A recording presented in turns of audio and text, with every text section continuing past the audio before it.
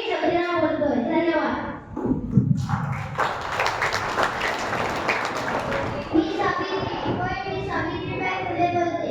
एक स्त्री शिकली तर संपूर्ण घटना पुढे जाईल. आज तुम्ही शिकून समजून कोर्टाच्या